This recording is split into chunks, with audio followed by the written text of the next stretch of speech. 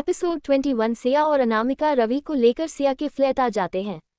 अनामिका जल्दी से रवि की ड्रेसिंग कर देती है, लेकिन अभी भी रवि बेहोश था और उसके सर पर गहरी चोट लगी थी।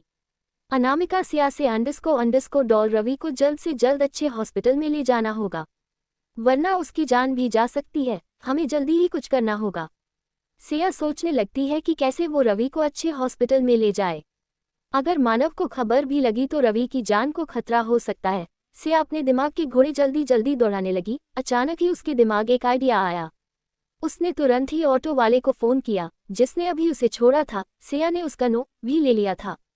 सिया ऑटो वाले से अंडस्को हेलो भैया, मैं वही जिसे अभी अपने घर छोड़ा था। ऑटो वाला अंडस्को हाँ बहन बताओ। सिया अंडस्को भैया, क्या आप फिर से हमें लेने आ सकते हैं? ऑटो वाला अंडस्को जी बिल्कुल, अभी हम यही पास में हैं, 5 मिनट्स में आते हैं। सिया और कहकर फोन रख जल्दी से अनामिका के पास जाकर उसे बताती है कि ऑटो का इंतजाम हो गया। सिया अनामिका को उसका भेष बदलने को कहती है और साथ ही रवि का भी भेष बदल देती है। अब दोनों जल्दी से रवि को नीचे ले जाकर ऑटो में बैठाती है और ऑटो वाले को रघुवंशी हॉस्पिटल चलने को कहती है। आधे घंटे बाद वो लोग रघुवंशी हॉस्पिटल पहुंच गए थे। सिया ने जल्दी से रवि को इमरजेंसी में एडमिट किया गया और डॉक्टर ने जल्दी से उसका ऑपरेशन स्टार्ट कर दिया।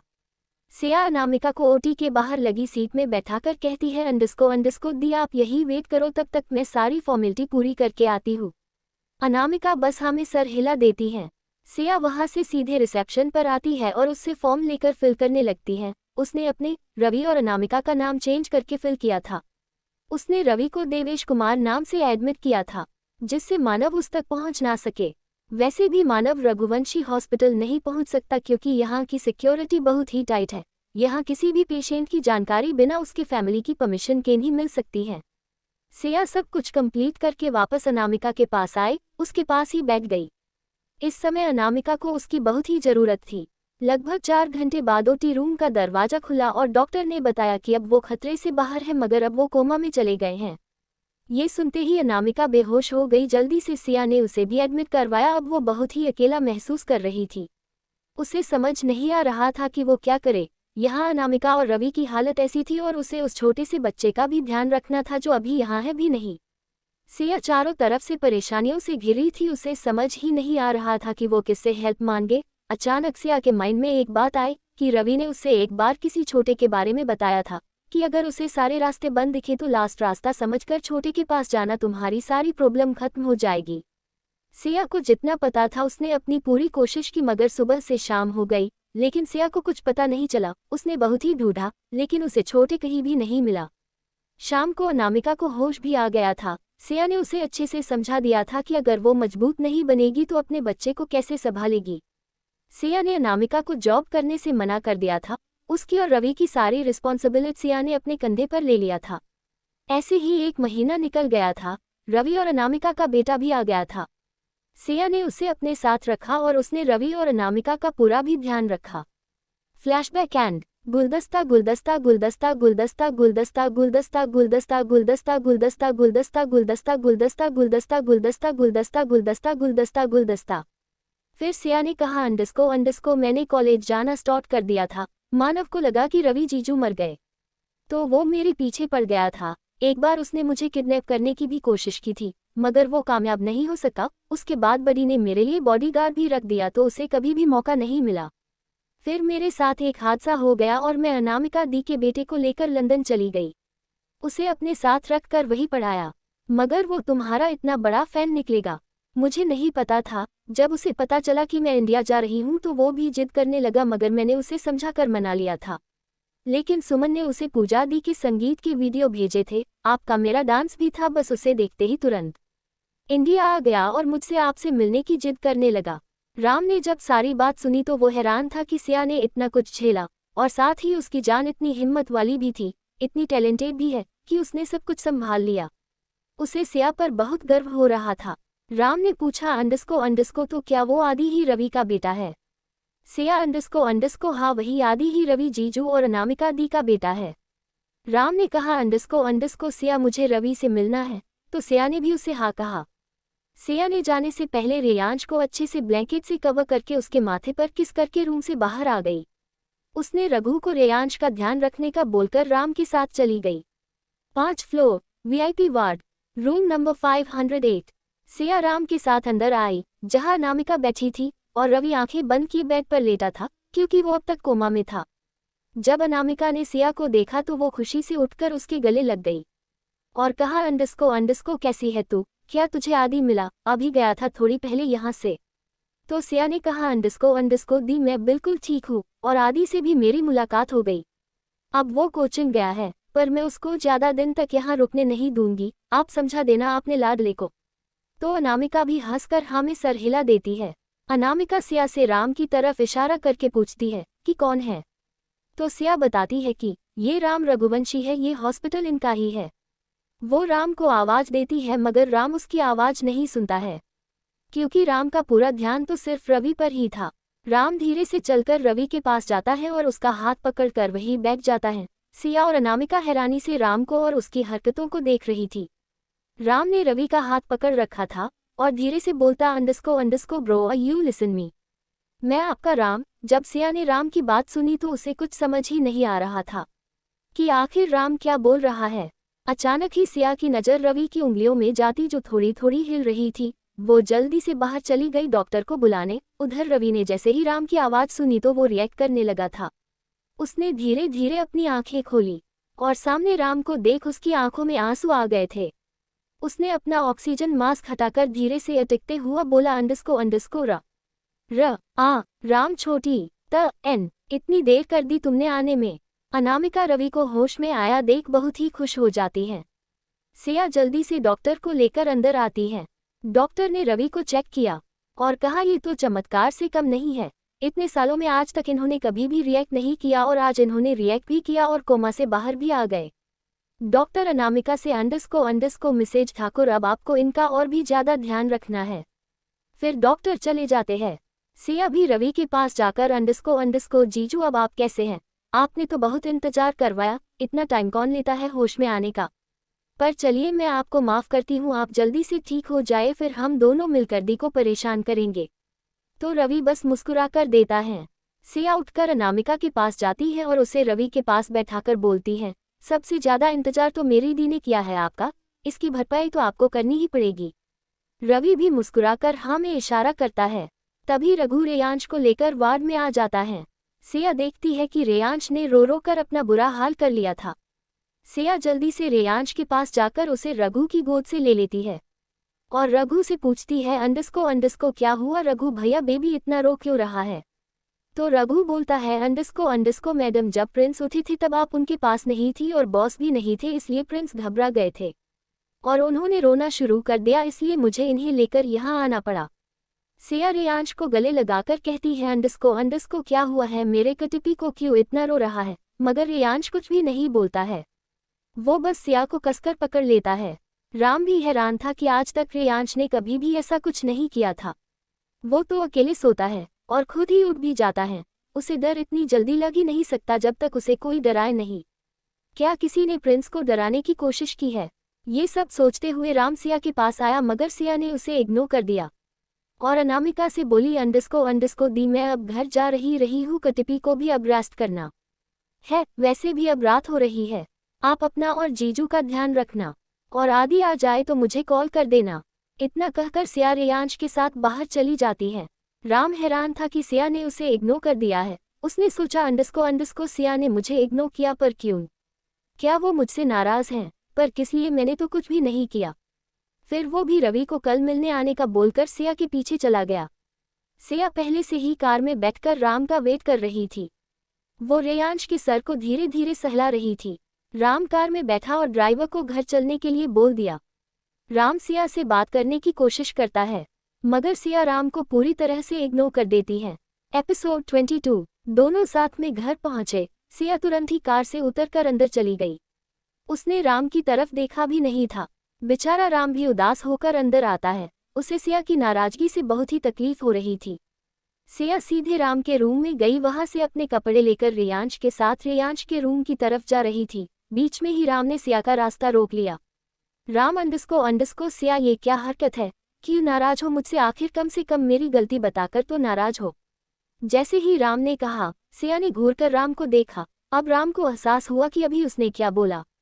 राम जल्दी से बोलता है, अंडस्को मेरा कहने का मतलब था कि अगर तुम मुझे बता दोगी तो कि मेरी गलती क्या है तो मैं तुम्हें अच्छे से मना पाऊंगा ना।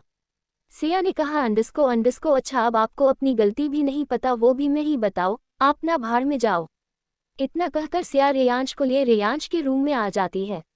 सिया रेयांश के रूम में इधर से उधर चक्कर लगा रही थी और गुस्से में बोल रही थी, अंडस्को राम आखिर खुद को समझते क्या है, मैंने उन्हें सब कुछ बताया, फिर भी उन्होंने मुझसे एक बार भी नहीं कहा कि वो जीजू को जानते हैं।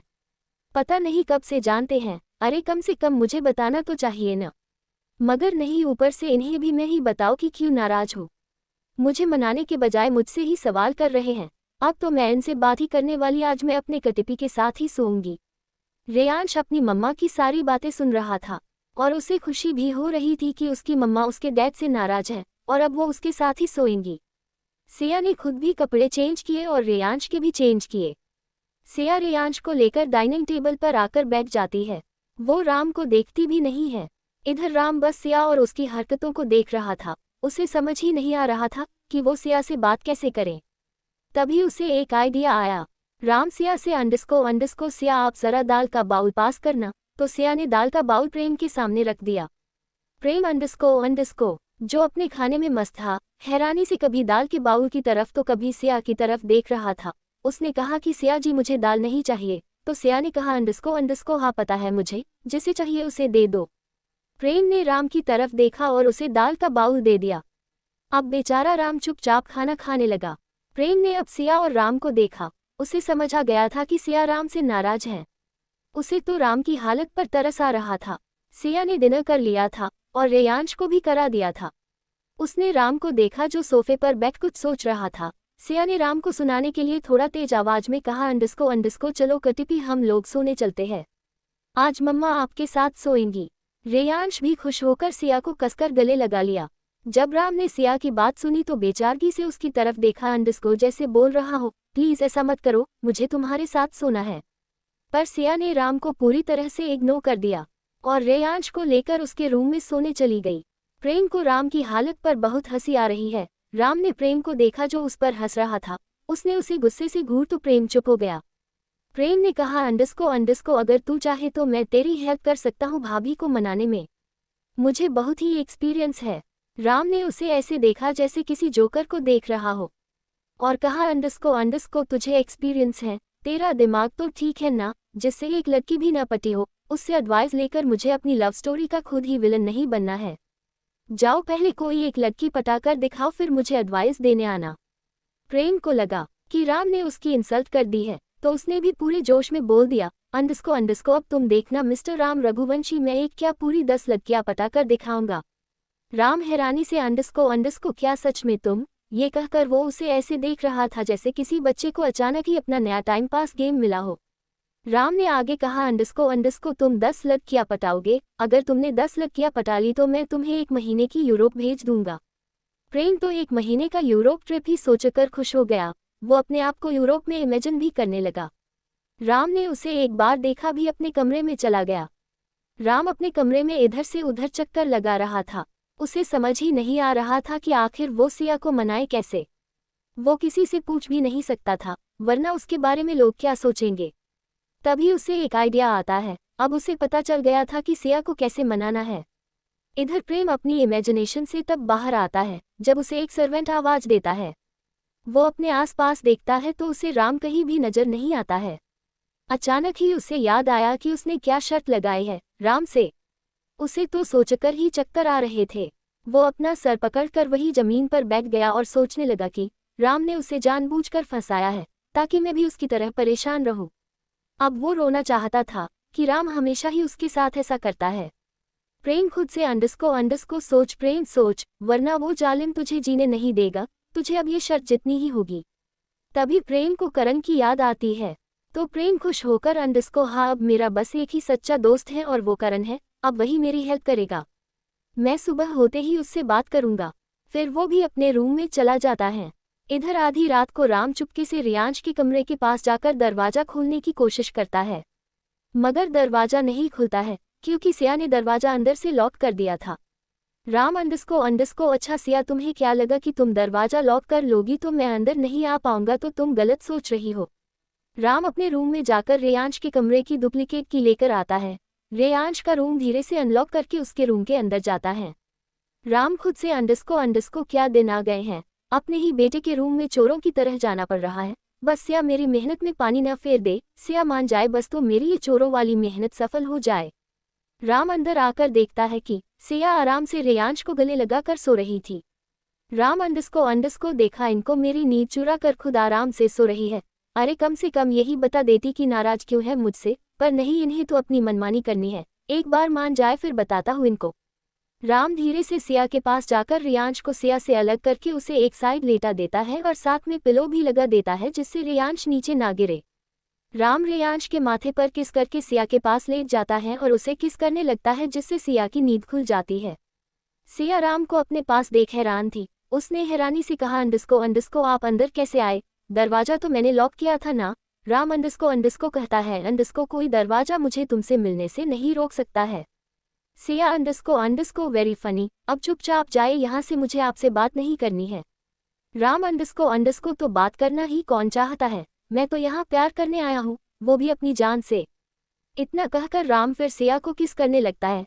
पहले सिया मना करती है लेकिन बाद में वो भी राम के प्यार में डूब जाती है। इस तरह से दोनों एक दूसरे की बाहों में सो जाते हैं।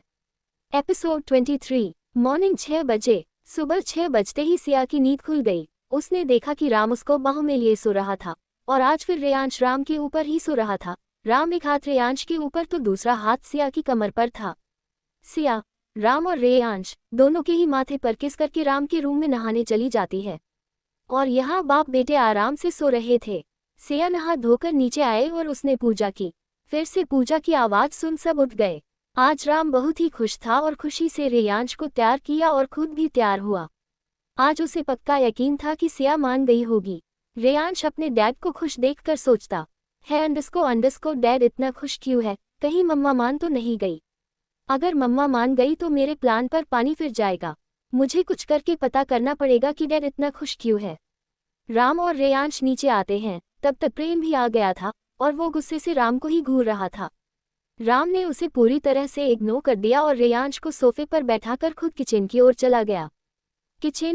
राम किचन में जाकर देखता है कि सिया ब्रेकफास्ट बना रही थी, तो वो इशारे से सारे सर्वेंट को जाने को बोल देता है।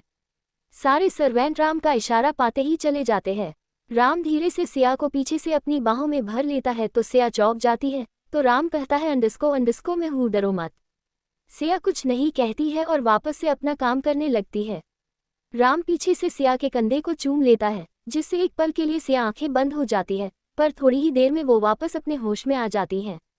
राम पीछे से सिया के कंधे पर सर रख कर कहता है, अंडस्को अब तो आप हमसे नाराज नहीं है ना? आखिर हमने आपको मना ही लिया है। सिया राम की बात सुनकर राम को धक्का देकर खुद से दूर करती है और कहती है, अंडस्को किसने कहा आपसे कि हम मान गए हैं? हम अभी भी नाराज हैं आपसे। इतना कहकर सिया सारा खाना ट्रे में लेकर बाहर चली जाती है। अब बस राम ही बचा था किचन में। अंडस्को जो अब पागल होने वाला था। राम खुद से, अंडस्को हद है यार, अभी शादी नहीं हुई है तो इतने नखरे हैं जो मैं झेल रहा हूँ, शादी के बाद तो पता नहीं ये क्या क्या करवाएगी। राम भी बाहर आकर डाइनिंग टेबल पर बैठ जाता है। रेयांश अपने मॉम डैड को देखकर समझ गया था कि उसकी मम्मा अब भी नाराज है उसके डैड से। उसे तो बस अपना प्लान सक्सेस करना है। सब लोग डिनर करके वापस सोफे पर बैठ जाते हैं क्योंकि आज संडे था और किसी को काम पर भी नहीं जाना था। उधर प्रेम सोच रहा था कि किससे हेल्प मांगूं। करण तो अभी भाभी के साथ होगा, उसकी नई नवेली शादी हुई है, उसे डिस्टर्ब करना अच्छी बात नहीं। अचानक ही प्रेम के दिमाग में सिया का ख्याल आया। उसे समझ आ गया था कि अब उसे क्या करना है। इधर सिया गार्डन में पौधों को पानी दे रही थी और एक गाना गा रही थी। हंसते हंसते कट जाए रस्ते, जिंदगी यूं ही चलती रहे, खुशी मिले या गम बदलेंगे ना हम, दुनिया चाहे बदलती रहे। तभी वहां प्रेम आ गया और सिया की आवाज सुन खुशी से बोला, अंडस्को क्या बात है भाभी, आपकी आवाज में तो जादू है। मेरा आज तो दिन ही बन गया आपकी आवाज से। सिया ने प्रेम को घूर कर देखा और कहा, अंडस्को भाभी। सिया की बात सुनते ही प्रेम हड़बड़ा गया और बोला, अंडस्को हाँ, अगर आपको कोई प्रॉब्लम न हो तो। प्रेम की ऐसी हालत देख सिया को हंसी आ गई। प्रेम ने सिया को हंसते देखा तो चैन की सांस ली। सिया ने कहा अंडस्को आप मुझे भाभी बुला सकते हैं, मुझे कोई प्रॉब्लम नहीं है। प्रेम ने भी खुशी से कहा अंडस्को भाभी तो फिर आपको मेरे लिए एक सॉन्ग गाना होगा, प्लीज आप गाएंगी ना। सिया अंडस्को एक शर्त पर, आपको भी मेरे साथ गाना पड़ेगा।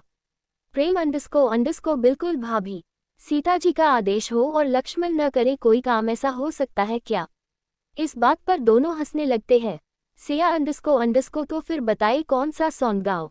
प्रेम सोचते हुए अंडस्को तेरा मुझे है पहले का नाता कोई, ये सिया कहकर गाने लगती है। तेरा मुझसे है पहले का नाता कोई, यूं ही नहीं दिल लुभाता कोई। तेरा मुझसे है पहले का नाता कोई, यूं ही नहीं दिल लुभाता कोई। जाने तू या जाने ना, माने तू या माने ना। प्रेम गाते हुए देखो अभी खोना नहीं, कभी जुदा होना नहीं। सिया गाते हुए देखो अभी खोना नहीं, कभी जुदा होना नहीं। आपके यूं ही मिले रहेंगे दोनों, वादा रहा ये इस शाम का।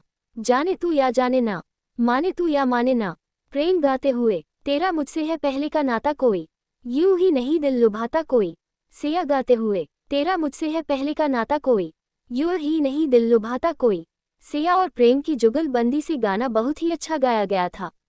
दोनों साथ में हंसी खुशी बात भी कर रहे थे, साथ ही उन्हें चार गुस्से से भरी आंखें भी घूर रही थी, और वो आंखें राम और रेयांश की थी। राम अंडस्को लगता है इस प्रेम के पास कमी है काम की, तभी मेरी जान के साथ टाइम पास कर रहा है। रेयांश अंडस्को अब आप ही टाइम दोगे तो यही होगा ना, मुझे बिल्कुल पसंद नहीं कि ये मेरी मम्मा के साथ टाइम पास करे। मम्मा के साथ सिर्फ मैं ही खेल सकता हूँ और कोई नहीं। राम अंडस्को मैंने अभी सिया को मनाया भी नहीं है और ये उसे मुझसे दूर करने में लगा है। लगता है प्रेम का अब वनवास जाने का टाइम हो गया है।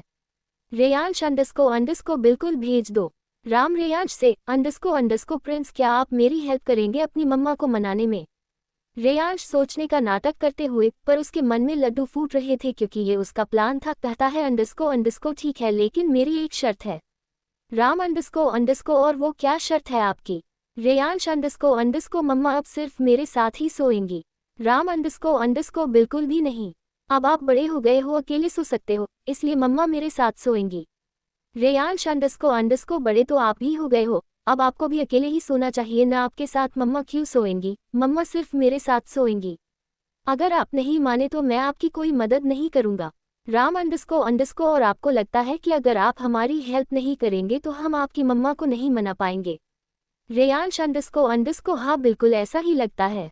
राम अंडस्को तो ठीक है, अब आप देखिएगा कि हम आपकी मम्मा को कैसे मनाते हैं। रेयांश अंडस्को रेयांश अपना कॉलर ऊपर करते हुए कहता है पहले आप ये तो जान लीजिए कि मम्मा आपसे नाराज क्यों है। राम हैरानी से रेयांश की तरफ देखकर अंडस्को मतलब कि आपको पता है कि आपकी मम्मा हमसे क्यों नाराज है। रेयांश एटीट्यूड के साथ अंडस्को जी बिल्कुल पता है। राम अंडस्को तो आप बताए ना हमें। रेयांश अंडस्को पहले आप मेरी शर्त मानो। राम अंडस्को प्रिंस आप सिर्फ 4 साल के हैं और अभी से आप बिजनेस करने लगे, आप हमें बिना शर्त के ही बताए। रेयांश अंडस्को ये 4 साल का बच्चा आपका ही है, अभी भी सोच लीजिए कि क्या करना है आपको। राम सोच रहा था कि क्या वो अपने 4 साल के बच्चे से हार जाएगा। इधर ये बाप बेटे आपस में झगड़ा कर रहे थे, उधर प्रेम अपना ही अलग प्लान सोच रहा। प्रेम सिया को एक चेयर पर बिठाते हुए अंडस्को सीता भाभी अब आप ही अपने लक्ष्मण की इज्जत बचा सकती हो। सिया हैरानी के साथ प्रेम को देखते हुए कहती है अंडस्को अरे देवर जी वो कैसे। प्रेम देवर जी सुनकर बहुत ही खुश था।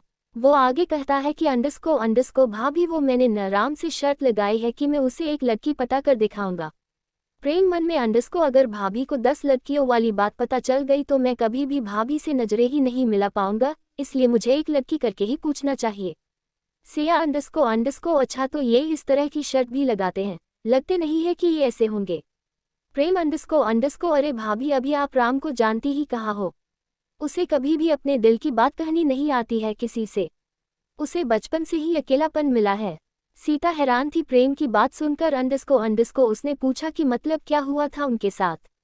प्रेम अंडस्को सॉरी भाभी लेकिन मैं आपको कुछ नहीं बता सकता, आपको बस राम ही बता सकता है। सिया भी कुछ नहीं बोलती है और प्रेम की हेल्प करने को तैयार हो जाती है। एपिसोड 24। राम रेयांश की बातों को सोच रहा था और कोई ऐसा तरीका ढूंढ रहा था कि रेयांश को मना लिया है जाए, आखिर था तो वो 4 साल का बच्चा ही न। पर राम ये भी समझ गया था कि अभी रेयांश को समझाना बेकार है क्योंकि अब उसे सिर्फ शर्त ही चाहिए। राम ने कुछ सोचा और कहा अंडस्को ठीक है प्रिंस, हम आपकी शर्त मानने को तैयार हैं, मम्मा आपके साथ ही सोएंगी। रेयांश राम को शर्त मानते देख खुश हो जाता है। राम अंडस्को अच्छा, अब आप बताएंगे कि आपकी मम्मा हमसे नाराज क्यों है। रेयांश अंडस्को हाँ बिल्कुल। फिर रेयांश सब कुछ राम को बता देता है जो उसने अपने रूम में सिया से सुना था। राम हैरान था कि सिया उसकी इस बात से नाराज है। राम खुद से अंडस्को कही सिया को ये तो नहीं लगता कि मैं उससे प्यार नहीं करता इसलिए उससे सब कुछ छिपाया। नहीं, मुझे सिया को बताना होगा कि मैंने क्यों नहीं उसे सब बताया। ये भी बताना होगा कि मैं सिर्फ उससे प्यार नहीं बहुत प्यार करता हूँ। रेयांश का काम हो गया था तो वो वहां से चला जाता है। राम भी सोचते हुए कि सिया को कैसे मनाए अपने रूम में चला जाता है। इधर गार्डन में सिया और प्रेम बैठे हुए थे। प्रेम सिया से अंडस्को भाभी प्लीज बताएं न कि लड़कियों को इम्प्रेस कैसे कर सकते हैं। सिया अंडस्को देखिए देवर जी, मुझे लगता है कि प्यार पहली नज़र का होना चाहिए, जो पहली नज़र में भा जाए। सिया आगे बोलती उससे पहले ही प्रेम बोलता है अंडस्को जैसे आपको राम से हुआ है। सिया शर्माकर नजरें झुका लेती है। प्रेम सिया को इस तरह शर्माता देख क्या बात है भाभी, मतलब मैं सही हूँ। सिया अंडस्को हाँ देवर जी, मुझे इन्हें पहली बार देखकर ही प्यार हो गया था। पर कभी कभी प्यार जरूरी नहीं है कि पहली ही नज़र में हो। प्यार की पहली सीढ़ी झगड़ा भी होता है। हम आपको बता तो देंगे कि लड़कियां कैसे इम्प्रेस होगी, शायद आप पटा भी ले, मगर मैं चाहती हूँ कि आपको आपकी लाइफ का सच्चा प्यार मिले। इसलिए जब आपकी लाइफ में सच्चा प्यार आएगा या तो वो पहली नज़र का होगा या फिर झगड़ा होगा उससे, आप समझ जाएगा कि यही है आपका सच्चा प्यार। जिससे हम प्यार करते हैं उसके सामने हमारी चलती नहीं है। प्रेम अंडस्को जैसे राम की आपके सामने नहीं चलती है। तो सिया और प्रेम दोनों ही हंसने लगते हैं। प्रेम अंडस्को भाभी सही कहा है आपने, पर मुझे शर्त जितनी है, इसलिए प्लीज बताओ ना। सिया प्रेम को स्टेप बाय स्टेप बताती जाती है और प्रेम अपने फोन में सब लिखता जाता है। प्रेम सिया से अंडस्को थैंकू भाभी, आपने अपने देवर की इज्जत बचा ली। सिया भी खुश हो जाती है और कहती है अंडस्को चलिए देवर जी, दोपहर का खाना भी बनाना है। उसके बाद दोनों घर के अंदर आ जाते हैं। राम स्टडी रूम में अपने काम में बिजी था। रेयांश अपनी पढ़ाई में बिजी था। सिया किचन में जाकर दोपहर के खाने की तैयारी करने लग जाती है। स्टडी रूम में राम किसी से कॉल पर बात कर रहा था। अननोन अंडस्को बॉस, हमें मानव सहगल का पता चल गया है, वो यही मुंबई में ही है और छुपकर मैडम पर नजर रख रहा है। अभी उन्हें आपके बारे में नहीं पता है, पर उसके सारे आदमियों को हमने पकड़ लिया है, जिससे उस मानव सहगल को आपकी खबर मिल सकती थी। राम अंडस्को मानव सहगल के आदमियों की जगह अपने आदमी लगाओ और मानव को सिया के बारे में उतना पता चले कितना मैं चाहता हूँ। अनकोम अंडस्को और बॉस, जैसा आप कहेंगे हम वैसा ही करेंगे। राम अंडस्को अग्रवाल फैमिली में क्या चल रहा है, मैंने तुम्हें उन पर नजर रखने को कहा था, क्या हुआ उसका। अनकाउन अंडस्को बॉस, हम उन तीनों पर अपनी चील की तरह नजर बनाए हुए हैं। अगर उन लोगों ने कुछ भी मैडम के साथ करने की कोशिश की तो हमें तुरंत पता चल जाएगा। Ram underscore okay. अनकाउन अंडस्को बॉस, एक बात पता चली है कि मिस्टर अग्रवाल महीने में एक बार दिल्ली जाता है और ये बात उसकी वाइफ और बेटी को भी नहीं पता है। राम अंडस्को पता करो कि आखिर वो दिल्ली क्यों जाता है, शायद ऐसा हो वहाँ जो वो सबसे छुपाना चाहता है। और हमारे राइवल की कोई खबर। अनकाउन अंडस्को नो बॉस, हम लोगों ने सब हैंडल कर लिया है। कुछ प्रॉब्लम होती है तो हम लोग सैंडी से बात कर लेते हैं। Ram underscore okay. जैसे ही कुछ पता चलता है मुझे तुरंत इन्फॉर्म करना। इतना कहकर राम कॉल कट कर देता है और चेयर से सर टिकाकर कुछ सोचने लगता है। उसे ऐसे देखकर लगता था कि जैसे वो बहुत ही गहरी सोच में हो। अचानक उसका फोन फिर बजता है। राम फोन देखता है तो उसके एक्सप्रेशन थोड़े नॉर्मल हो जाते हैं। राम कॉल पिक करता है, उधर से आवाज आती है अंडस्को हेलो राम, कैसे हो, ये बताने की कॉल की है, पेरिस में सेमिनार होने वाला है और तुम यहाँ चीफ गेस्ट बनकर आओगे। राम अंडस्को ठीक है। उधर से अंडस्को रघुवंशी हॉस्पिटल के सारे डॉक्टरों को मैंने नोटिस भेज दी है और अब मैं रखता हूँ। राम अंडस्को बस इतना ही कहता है। थोड़ी देर स्टडी रूम का दरवाजा नॉक होता है। राम अंडस्को कम इन। एक मेड अंदर आते हुए बॉस लंच रेडी है। राम बस हम कहता है। थोड़ी देर सब लोग डाइनिंग टेबल पर बैठकर लंच करते हैं, उसके बाद वापस से फिर अपने काम पर लग जाते हैं। इसी तरह से रात हो जाती है। राम और सिया आज रवि से मिलने बस थोड़ी देर के लिए गए, क्योंकि आज रवि का पूरा बॉडी चेकअप होना था, इसलिए वो लोग सही से मिल नहीं पाए थे। आर मेंशन में ... सब डिनर कर रहे थे। सिया रेयांश को अपने हाथों से खिला रही थी। अभी सिया को पता नहीं चला था कि सारे डॉक्टरों को पेरिस जाना है। सब लोग डिनर करके अपने रूम में सोने चले जाते हैं। राम स्टडी रूम में चला जाता है, क्योंकि उसे ऑफिस का काम करना था। देर रात राम रेयांश के कमरे में आता है और धीरे से रेयांश को सिया से अलग करके उसे अच्छे से सुलाकर उसके माथे पर किस करता है, जिससे रेयांश के चेहरे पर स्माइल आ जाती है। राम सिया के पास जाकर उसके होठों को चूम लेता है, जिससे सिया की नींद खुल जाती है। राम सिया को अपनी गोद में उठा लेता है और उसे नीचे ले जाने लगता है। सिया राम से अंडस्को राम क्या हुआ आपको, आप इतनी रात को कहाँ ले जा रहे हैं मुझे। पर राम कुछ नहीं कहता है और सिया को गार्डन में ले जाकर गार्डन के बीचों बीच खड़ा कर देता है। सिया राम से अंडस्को राम आप मुझे इतनी रात को यहाँ क्यों लेकर आए हैं। सिया ये बोल ही रही थी कि अचानक सारी लाइट ऑन हो गई। पूरा गार्डन चमकने लगा लाइट्स की वजह से। सिया हैरानी और खुशी के मिले जुले भाव से गार्डन को देख रही थी। सिया खुशी से उछलते हुए क्या ये सब मेरे लिए है, तो राम बस हाँ में सर हिला देता है और उसे पीछे मुड़ने को कहता है। अंडस्को सिया जब पीछे मुड़कर देखती है तो और ज्यादा हैरान हो जाती है, क्योंकि गार्डन पर गुलाब के फूलों से आई लव यू सिया लिखा था। सिया बहुत ही खुश थी कि राम ने उसके लिए इतना बड़ा सरप्राइज प्लान किया था। राम सिया को एक गुलाब का बुके देता है, जिससे सिया के चेहरे की स्माइल और बढ़ जाती है। उसके बाद राम अपने घुटने पर बैठ अपनी पॉकेट से एक रिंग निकल कर सिया से कहता है। अंडस्को Siya I love you throwing kisses throwing kisses throwing kisses throwing kisses throwing kisses throwing kisses. Siya मुझे सिर्फ तुमसे बेहद इश्क है, क्या तुम मुझसे शादी करोगी।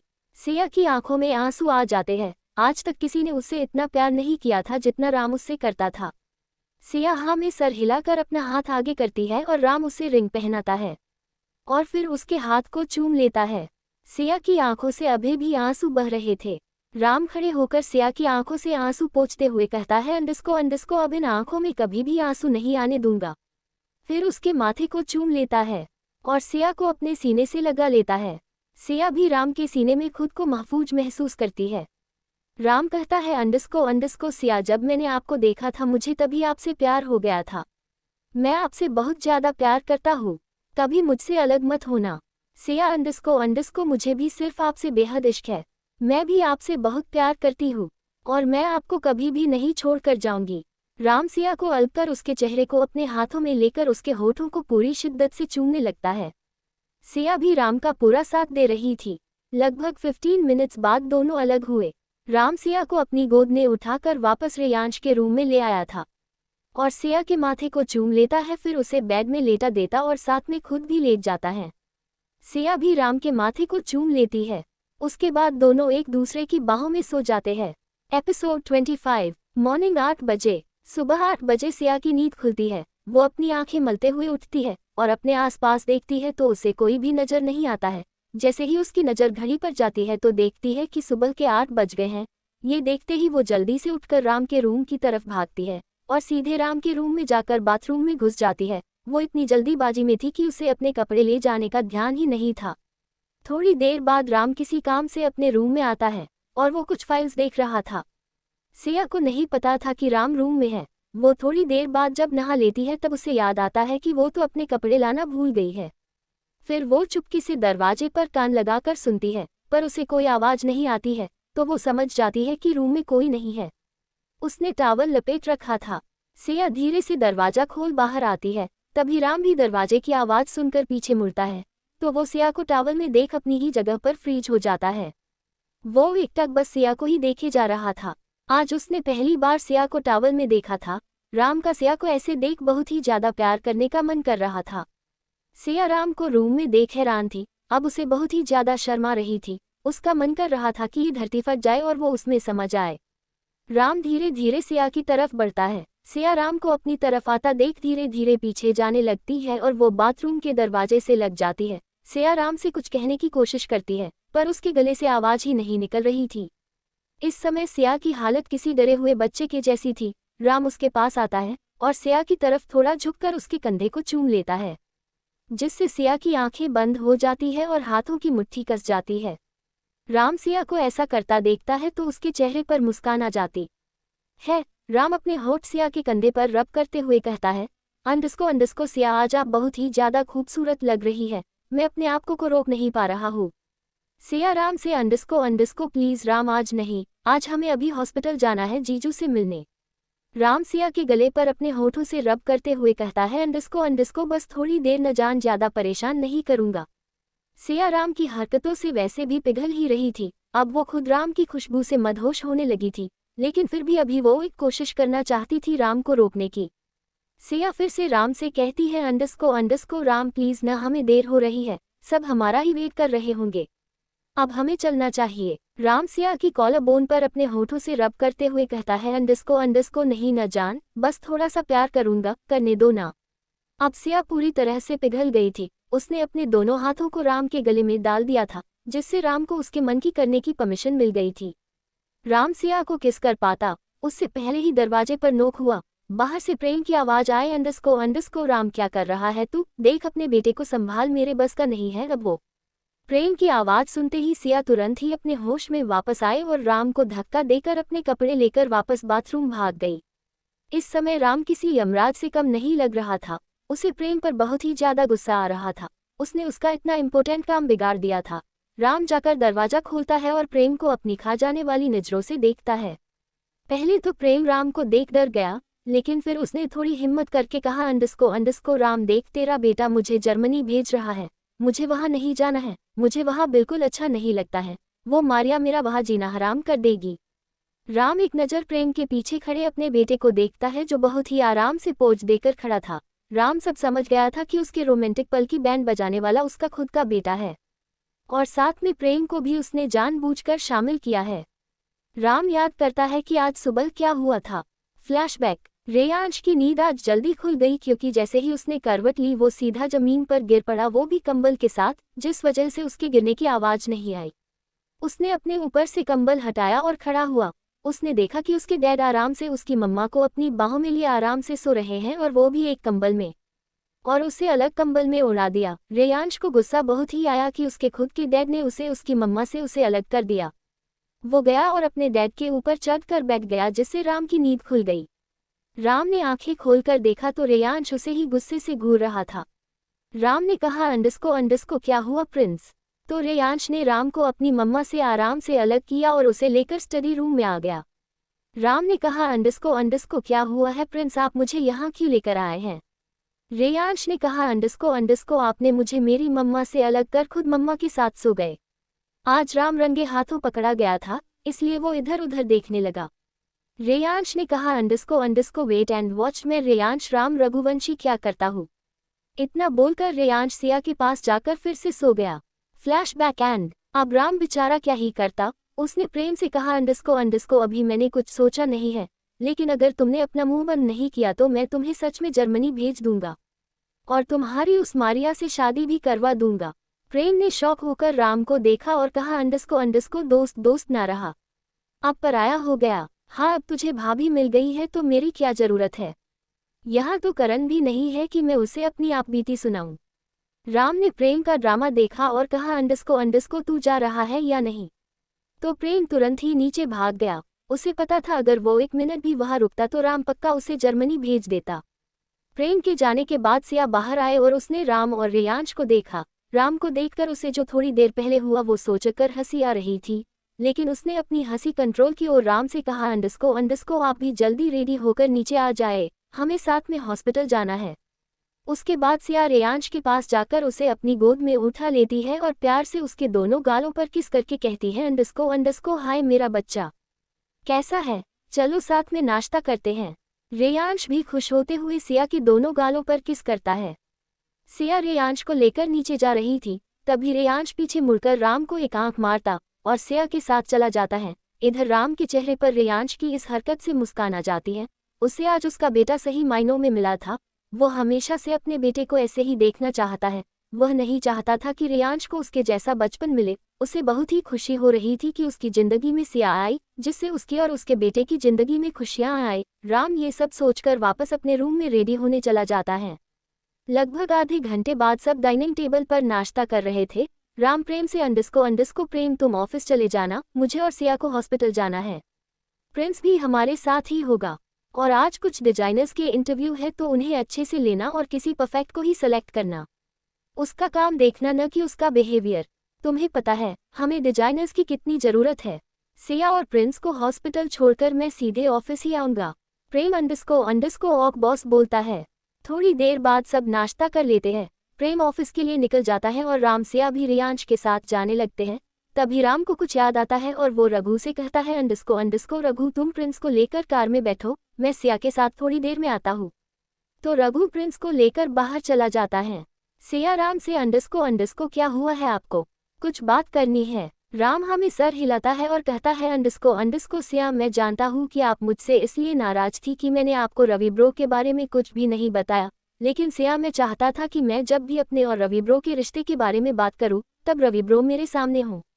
सिया राम की बातें सुनकर कहती है राम मैं आपसे नाराज नहीं हूँ, बस आपको थोड़ा परेशान कर रही थी। हाँ पहले थी लेकिन बाद में मुझे एहसास हुआ कि जब आपको लगेगा कि मुझे बताना चाहिए तब आप जरूर मुझे बताओगे। राम अंडस्को इतना भरोसा करती हो। सिया अंडस्को खुद से भी ज्यादा सबसे ज्यादा। तो राम सिया को अपने सीने से लगा लेता है और कहता मुझसे कभी दूर मत जाना सिया, वरना मैं मर जाऊंगा। तो सिया तुरंत ही राम के होठों पर अपने हाथ रख देती है और कहती नहीं कभी नहीं, आपसे ही तो अब मेरी सांसें है, आप नहीं तो मैं भी नहीं। राम सिया के होठों को चूम लेता है। फिर वो लोग बाहर आकर कार में बैठकर हॉस्पिटल के लिए निकल जाते हैं। एक विला के एक कमरे में एक आदमी दो औरतों के सामने बैठा था। पहली औरत कहती है अंडस्को हम तुम्हारी मदद इसलिए कर रहे हैं क्योंकि हमें सिया से छुटकारा चाहिए। दूसरी औरत अंडस्को किसी भी कीमत में वो सिया बचनी नहीं चाहिए। आखिर कौन लोग हैं, क्या होने वाला है सिया के साथ, क्या सिया को राम बचा पाएगा, आखिर राम के बचपन में ऐसा क्या हुआ, जानेंगे हम लोग बहुत ही जल्द। एपिसोड 26। हॉस्पिटल में राम सिया और रेयांश के साथ हॉस्पिटल पहुंचता है। राम सीधे रवि के रूम की तरफ बढ़ता है। वहां जाकर देखता है कि रवि के साथ अनामिका और आदि भी मौजूद है। रवि जब राम सिया को देखता है तो उनसे कहता है अंडस्को अरे छोटे अंदर आओ, वहां क्यों खड़े हो तुम लोग, और डॉल तुम कब से फॉर्मेलिटी करने लगी। सिया रवि के मुंह से छोटे सुनकर हैरान थी। उसने खुद से कहा अंडस्को इसका मतलब छोटे कोई और नहीं मेरे राम है, ये वही है जिनके बारे में जीजू मुझे बताया करते थे। इधर राम भी रवि के मुंह से डॉल सुनकर हैरान था और खुद से कहता है अंडस्को मतलब मेरी जान ही डॉल है जिसके बारे में ब्रो ने मुझे बताया था। तो दोस्तों चलो अब इस सस्पेंस को खत्म करते हैं और देखते हैं कि आखिर रवि ने इन दोनों के बारे क्या बात की थी। रवि की बात सुनकर दोनों साथ में अंदर आते हैं। रेयांश सिया की गोद में था। आदि तो राम और सिया को देखते ही खुशी से उछल पड़ा और जाकर सिया को गले लगा लेता है। तभी उसे लगा कि कोई उसे घूर रहा है। उसने देखा कि रेयांश जो सिया की गोद में था वो उसे घूर रहा था। आदि को रेयांश बहुत ही ज्यादा क्यूट लगा। उसने सिया से कहा अंडस्को बेबी ये कौन है, ये बहुत ही क्यूट है। सिया कहती है अंडस्को ये मेरा बेटा है, मेरी जान और मेरा कटिपी है। आदि रेयांश से पूछता है अंडस्को हे कटिपी तुम्हारा नाम क्या है। तो रेयांश वैसे ही उसे गुस्से से घूरते हुए कहता है अंडस्को मेरा नाम रेयांश राम रघुवंशी है। मुझे कटिपी सिर्फ मम्मा ही बोलती है और किसी का बोलना मुझे पसंद नहीं। रेयांश ने ये बात बहुत ही रूडली कही थी। रवि को रेयांश को देखकर उसे राम का बचपन याद आ गया था। उसका नाम सुनते ही वहां मौजूद तीनों लोग शॉक थे। रवि ने कहा अंडस्को छोटे इसका मतलब ये तेरा और डॉल का बच्चा है। तुम लोगों ने शादी कर ली क्या, हमें बताया क्यों नहीं। राम ने कहा अंडस्को हाँ ब्रो ये मेरा और सिया का ही बेटा है और अभी हमारी शादी नहीं हुई है बट बहुत जल्दी होगी।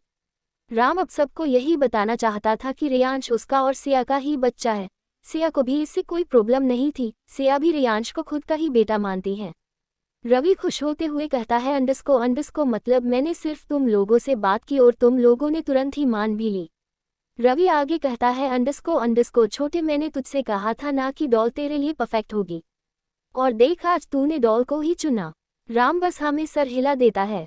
रवि फिर सिया के कहता है अंडस्को और डॉल मैंने तुमसे कहा था ना कि मेरा छोटे सबसे अलग है, लेकिन तुमने कहा था कि तुम मेरे छोटे से शादी नहीं करोगी, वो तुम्हें पसंद भी नहीं आएगा। जब राम ने ये सब सुना तो वो हैरानी से सिया को तरफ देखने लगा। सिया ये सुनते ही रेयांश के पीछे छुप गई क्योंकि उसे पता था आज उसकी पोल खुलकर रहेगी। रवि राम से अंडस्को छोटे तुझे पता है डॉल कहती थी कि अगर तू उसके सामने आया ना तो वो तुझे भागा देगी। पर तुझसे शादी नहीं करेगी। राम ने ये सब सुनकर एक तीखी नज़र सिया पर डाली। सिया राम को देख समझ गई थी कि आज उसकी बैंड पक्का बजने वाली है। आदि भी खुशी से ये सब सुन रहा था। उसने बीच में ही कूदते हुए कहा, अंडस्को डैड, क्या मिस्टर राम अब मेरे चाचू है? तो रवि ने कहा, अंडस्को हाँ बिल्कुल, वो तुम्हारा चाचू ही है। सिया ने कहा, अंडस्को जीजू, ये बताए कि आप और राम मिले कैसे और कब से जानते हैं एक दूसरे को? अनामिका जी कब से इन लोगों की बातें सुन रही थी। उसने भी कहा, अंडस्को हाँ रवि बताओ। तो रवि ने राम की तरफ देखा, अंडस्को, तो राम ने आंखों से बताने का इशारा किया। रवि ने कहा, अंडस्को बात उस समय की है जब मैं 15 साल का था और हॉस्टल में रहता था। मैं बहुत ही डरपोक हुआ करता था, सब लोग मुझे परेशान करते थे। एक दिन रात का टाइम था, कुछ लड़के मेरी ही उम्र के मुझे परेशान कर रहे थे, या यूं कहे कि मुझे मार रहे थे। मैं अपने डिफेंस में कुछ भी नहीं कर पा रहा था। उस समय अचानक पता नहीं कहाँ से राम आ गया और उसने उन लड़कों को बहुत ही पीटा। मुझे लगा कि कोई मेरी हेल्प करने आया है और इधर उधर देखने लगा। तभी मुझे एक आवाज़ आई, अंडस्को इधर उधर कहाँ देख रहे हो, नीचे देखो। वो आवाज़ राम की थी। उस समय राम सिर्फ 7 साल का था। मैं हैरान था कि एक 7 साल के बच्चे ने मेरी जान बचाई। मैंने उससे पूछा, अंडस्को क्या तुमने मेरी जान बचाई? तो पता है राम ने क्या कहा, अंडस्को सबने एक साथ न में सर हिला दिया। रवि ने कहा, अंडस्को उसने कहा, अंडस्को तुम्हें मेरे अलावा कोई दिखाई दे रहा है यहाँ? तो मैंने ही बचाया होगा ना। राम के रुडली जवाब देने से मैं थोड़ा डर गया। फिर मैंने पूछा, अंडस्को तुम कहाँ रहते हो, तुम्हारा नाम क्या है? राम ने कहा, अंडस्को मैं भी तुम्हारे हॉस्टल में ही हूँ और मेरा नाम राम रघुवंशी है। उसके बाद मैं और राम एक साथ समय बिताने लगे। राम मुझे ब्रो बोलने लगा और मैं उसे छोटे बोलने लगा। हम लोग 3 साल साथ में रहे। राम ने मुझे एक इंडिपेंडेंट लड़का बना दिया था और मैंने राम को एक भाई का प्यार दिया। जब राम 10 साल का हुआ तो वो हॉस्टल छोड़कर चला गया इंडिया से बाहर पढ़ने, लेकिन हमारी बात रोज होती थी। रवि ने आगे कहा, अंडस्को डॉल, तुझे याद है न कि सीमा के केस में निखिल को फांसी सिर्फ और सिर्फ राम की वजह से ही जल्दी हुई थी, क्योंकि उसने सबके ऊपर प्रेशर बना रखा था, इसलिए मानव कुछ भी नहीं कर पाया था। मैंने राम से हेल्प मांगी थी। मुझे पता था कि मानव के साथ बड़े से बड़े पॉलिटिशियन शामिल थे, इसलिए मुझे राम की हेल्प लेनी पड़ी। मुझे तुम्हारी सेफ्टी की भी चिंता थी। मैं राम से तुम्हारे बारे में बात करना चाहता था, पर उस वक्त राम जर्मनी गया हुआ था तो मेरी बात नहीं हो पाए और फिर मेरा एक्सीडेंट हो गया। लेकिन मुझे खुशी है कि तुम दोनों एक हो गए और मेरा सपना पूरा हो गया। मैंने आदि को राम के बारे में बताकर ही बड़ा किया था, तभी आदि बचपन से ही राम का बहुत बड़ा फैन हो गया था। मैं चाहता था कि आदि राम जैसा बने। जब सब लोगों ने ये सब जाना तो थोड़े हैरान जरूर थे, पर खुश भी थे। उसके बाद राम सबसे मिलकर अपने ऑफिस चला गया और सिया से कह कर गए था कि वो उसे लेने जरूर आएगा। राम के जाने के बाद आदि रेयांश से बात करना चाहता था, मगर मजाल हो कि रेयांश ने एक शब्द कहा हो। वो तो सिया से ऐसे चिपक के बैठा था कि जैसे उसे कोई अभी सिया से अलग कर देगा। सिया ने सोचा कि रेयांश आज सबसे पहली बार मिल रहा है, इसलिए ऐसा बिहेव कर रहा है, पर बेचारी सिया ये कहा जानती थी कि रेयांश के दिमाग में कुछ और ही चल रहा था। रेयांश सिया से चिपक कर खुद से, अंडस्को मुझे मम्मा को प्रोटेक्ट करना होगा, वरना ये मॉन्स्टर मुझे मेरी मम्मा से अलग कर देगा। मैं मम्मा को बिल्कुल भी नहीं छोड़ूंगा। उन्हें इस मिस्टर से दूर रखना होगा। RR industry. प्रेम आज बहुत ही ज्यादा बिजी था। वो इधर उधर भाग रहा था सारे अरेंजमेंट करने के लिए। साथ आज इंटरव्यू भी होने थे। तभी प्रेम सामने से आती हुई लड़की से टकरा गया और दोनों की फाइल साथ में ही नीचे गिर गई। लड़की, अंडस्को अंधे हो क्या, दिखाई नहीं देता, मेरा सारा मूड खराब कर दिया। अब मैं इंटरव्यू कैसे दूंगी? हाँ, अगर मेरा सिलेक्शन नहीं हुआ ना तो मैं तुम्हें छोड़ूंगी नहीं, समझे चिसमिस। पहले तो प्रेम उसे सॉरी बोलने वाला था, पर जैसे ही उसने चिसमिस सुना उसका मूड खराब हो गया। आज तक उसे किसी ने भी चिसमिस नहीं कहा था, भले ही वो चश्मा लगाता हो। लेकिन आज उस लड़की ने जैसे ही कहा अंडस्को, प्रेम उस पर भड़कते हुए, अंडस्को ओ छिपकली, ज्यादा बोलने की जरूरत नहीं है, समझी? और अगर तुम यहाँ इंटरव्यू के लिए आए हो तो मैं चाहता हूँ कि तुम रिजेक्ट हो जाओ। आखिर तुमने मुझे चश्मिश बोला कैसे? लड़की, अंडस्को तुम्हारी इतनी हिम्मत कि तुमने मुझे छिपकली कहा और मेरी जॉब चली जाए, ये भी कहा। मैं तुमसे कहती हूँ कि अंडस्को तुम्हारी जॉब चली जाए, यू ब्लडी मंकी। प्रेम हंसते हुए, अंडस्को तुम्हारे सपनों में यू ब्लडी बंदरिया। पूरा ऑफिस उनकी लड़ाई देख रहा था, पर किसी को भी प्रेम से बात करने की हिम्मत नहीं थी, क्योंकि प्रेम राम का असिस्टेंट था। उसका भी एक अलग ही रुतबा था। लड़की ने अपने लिए बंदरिया सुना तो वो प्रेम पर फिर से भड़कते हुए बोली, अंडस्को तुम अपने आप को समझते क्या हो, यू डोंकी। प्रेम अंडस्को तुम चुड़ैल। लड़की अंडस्को तुम राक्षस। प्रेम अंडस्को तुम भूतनी।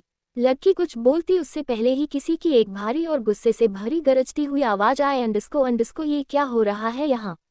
एपिसोड 27। प्रेम और वो लड़की अभी लड़ ही रहे थे कि तभी राम आ गया और वो दोनों को गुस्से से देखकर पूछा, अंडस्को ये क्या हो रहा है यहाँ। जैसे ही प्रेम और उस लड़की की नज़र राम पर पड़ती है, दोनों बर्फ के जैसे जम जाते हैं। राम उनके पास आकर कहता है, तुम दोनों अभी के अभी मेरे केबिन में आओ। इतना कहकर राम लिफ्ट से अपने केबिन की तरफ चला जाता है। राम के जाने के बाद वो लड़की और प्रेम एक दूसरे को खा जाने वाली नज़रों से देखते हैं। प्रेम उसे घूरते हुए आगे चला जाता है, वो लड़की भी मुंह बनाकर प्रेम के पीछे चलने लगती है। राम का केबिन। राम अपनी चेयर पर बैठकर कुछ फाइल्स देख रहा था जो इंटरव्यू के लिए आई थी। तभी उसके केबिन का डोर नॉक होता है। राम कम इन बोलता है। प्रेम और वो लड़की साथ ही अंदर आते। प्रेम कहता है, अंडस्को बॉस अपने बुलाया। राम एक नज़र दोनों को देखता है फिर कहता है, अंडस्को अब तुम दोनों बताओ कि क्या हुआ था। राम को देखकर दोनों की सिट्टी पिट्टी गुम हो गई थी। उनके मुंह से एक शब्द भी नहीं निकल रहा था।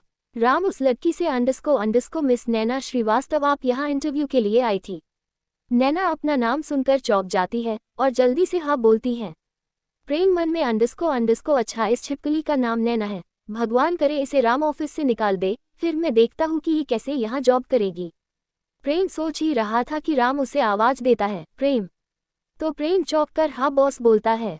प्रेम का नाम सुनकर अंडस्को नैना मन में, अंडस्को अच्छा इस चश्मिश का नाम प्रेम है, ये बॉस का असिस्टेंट है, कहीं ये मेरी जॉब न खा जाए। नैना तुझे लगना नहीं चाहिए था, ले ली ना आते ही मुसीबत, आज अगर मेरी जॉब नहीं लगी तो माँ मुझे घर से निकाल देगी। वो मन ही मन भगवान से प्रार्थना करने लगती है। राम प्रेम से, अंडस्को प्रेम ये नैना है और आज ये हमारी न्यू डिजाइनर है और ये तुम्हारे साथ ही काम करेगी क्योंकि डिजाइनिंग डिपार्टमेंट तुम संभाल रहे हो। राम की बात सुनकर प्रेम और नैना एक दूसरे को फिर घूरने लगते हैं। राम दोनों को एक दूसरे को घूरते देख लेता है और दोनों से कहता है, अंडस्को अगर तुम दोनों में दोबारा लड़ाई हुई तो प्रेम तुम जर्मनी जाओगे, वहां मैं तुम्हारी शादी उस मारिया से करवा दूंगा और नैना तुम ऑफिस से बाहर जाओगी, जानती हो ना ये से निकालना मतलब कहीं भी जॉब नहीं मिलना। राम की धमकी सुनकर दोनों की फिर सिट्टी पिट्टी गुम हो जाती है और वो दोनों चुपचाप सर झुकाकर हाँ बोलते हैं। राम दोनों को जाने के लिए कहता है तो दोनों बाहर चले जाते हैं। राम दोनों को देखकर कुछ सोच रहा था, फिर उसे सिया की कही बात याद आ गई तो उसे गुस्सा आ गया। इधर दोनों जब राम के केबिन से बाहर निकले तो प्रेम और नैना पहले एक दूसरे को देखा, फिर प्रेम अपने केबिन में चला गया और नैना ऑफिस के बाहर, क्योंकि उसे कल से ज्वाइन करना था। शाम हो गई थी काम करते करते। जब राम ने टाइम देखा तो उसे याद आया कि आज उसे सिया को लेने जाना था। राम तुरंत ही ऑफिस से निकल जाता है। हॉस्पिटल में सिया का केबिन। रेयांश सिया के फोन पर गेम खेल रहा था और सिया कुछ पेशेंट की फाइल्स देख रही थी और आदि रेयांश से बात करने की कोशिश कर रहा था, मगर हमारे छोटे उस्ताद तो बात ही नहीं कर रहे थे। तभी सिया के फोन पर राम का मैसेज आया कि वो नीचे वेट कर रहा है। तो रेयांश भागकर सिया के पास गया और राम का मैसेज दिखाया। सिया खुद से, अंडस्को इन्होंने कॉल क्यों नहीं की, ऐसे तो हमेशा कॉल ही करते हैं, कहीं नाराज तो नहीं है, अगर नाराज होते तो लेने नहीं आते। हाँ नाराज नहीं होंगे। अब हमारी बेचारी सिया को कहाँ पता है कि अब उसके साथ क्या होने वाला है। आइए जानते हैं। सिया सारा सामान पैक करके रेयांश को गोद में उठा लेती है और आदि को बाय बोलकर हॉस्पिटल से बाहर की तरफ जाने लगती है। नीचे पार्किंग में राम की कार खड़ी थी। सिया जल्दी से राम की कार के पास आए और बैक डोर खोलकर कार में बैठ गई। सिया ने राम की तरफ, लेकिन राम उसकी तरफ नहीं देख रहा था।